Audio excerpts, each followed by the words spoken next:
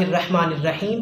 मुअज़्ज़ज़ नाज़रीन, खिलाफत बनु अब्बास अपने इब्तदाई अय्याम में थी और दूसरे खलीफा यानी खलीफा मंसूर का दौरे हुकूमत था और खलीफा मंसूर ने मदीना मुनव्वरा में अपना एक गवर्नर मुकर्रर किया हुआ था।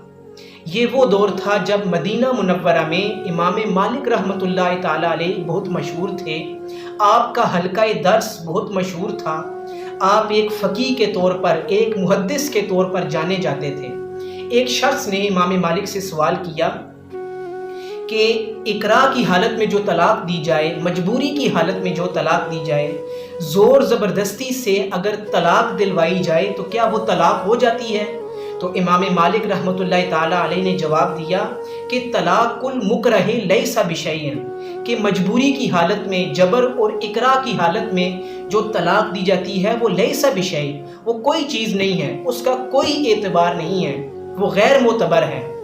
अब हज़रात मोहतरम, उस वक्त मदीना मुनव्वरा का जो गवर्नर था उसने इमाम मालिक रहमतुल्लाह ताला अलैह को मजबूर किया कि आप अपने इस फतवे को वापस ले लें, आप अपने इस फतवे से बाज आ जाएं।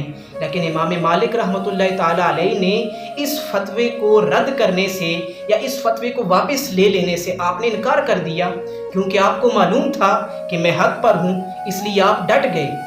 अब मदीना मुनव्वरा के गवर्नर ने आपको सज़ा देने का फ़ैसला किया और उसने हुक्म सुना दिया कि इमाम मालिक को 90 कोड़े लगाए जाएं। चुनांचे इमाम मालिक की पुश्त मुबारक से कपड़ा हटाकर आपको 90 कोड़े लगाए गए। आपका जिस्म लहू लुहान हो गया, आपकी पुश्त पर कोड़ों के निशानात पड़ गए।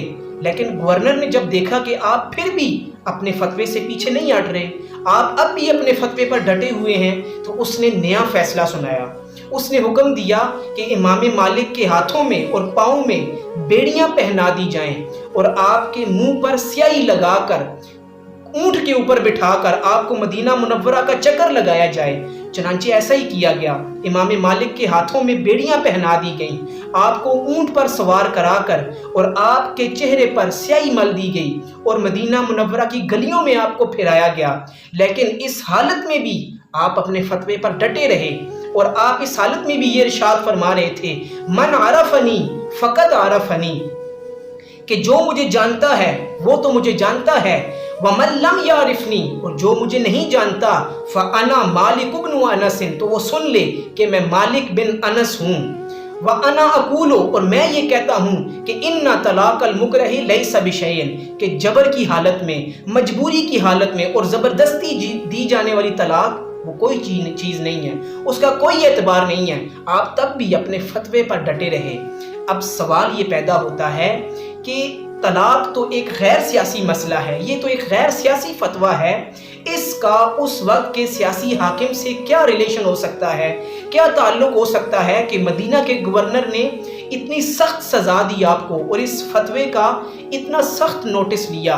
तो हज़रात मोहतरम, जवाब ये मिलता है कि बाज़ चीज़ें, बाज़ मसले होते तो गैर सियासी हैं, लेकिन मखसूस हालात के पेश नज़र और स्पेसिफिक पैराडाइम के अंदर कुछ ख़ास कंडीशंस होती हैं, कुछ ख़ास वक्त होते हैं, ज़माना होता है कि जिसमें वो गैर सियासी मसला भी सियासी अहमियत हासिल कर लेता है। वो कैसे?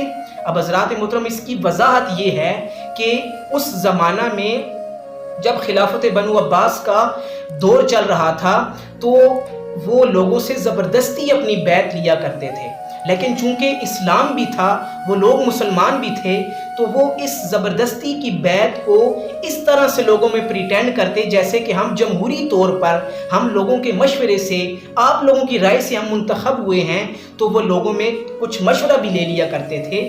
लेकिन वो जो सियासत थी वो जबरी सियासत थी।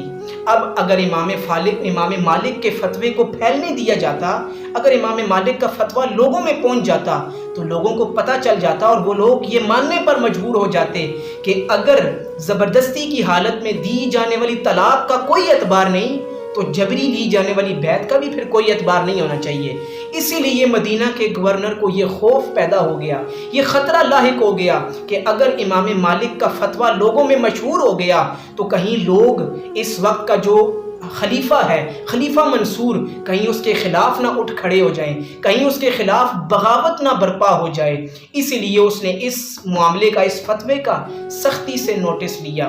تو حضرات محترم، ہمیں سبق یہ ملتا ہے کہ ہمیں جب بھی کوئی فیصلہ کرنا چاہیے، جب بھی ہم کوئی فیصلہ کریں تو ہمیں چاہیے ہم مخصوص حالات کو، مخصوص زمانے کو اور ان لوگوں کو، اس ماحول کو دیکھ کر ہم فیصلہ کریں۔ لیکن میرا کہنے کا یہ مطلب نہیں ہے کہ ہم مخصوص حالات کو دیکھ کر ہم غلط فیصلہ کر بیٹھیں۔ امام مالک کی مثال ہمارے سامنے موجود ہے کہ مخصوص حالات ہونے کے باوجود، مخصوص وقت ہونے کے باوجود آپ نے حق کے مطابق آپ نے فیصلہ دیا، آپ نے حق کے مطابق فتویٰ دیا، اگرچہ آپ کو تکلیفیں برداشت کرنی پڑیں، آپ کو مصائب کا سامنا کرنا پڑا، آپ کو جسمانی اذیتیں دی گئیں، لیکن اس کے باوجود آپ نے جو فیصلہ دیا، جو فتویٰ دیا، وہ حق پر مبنی تھا۔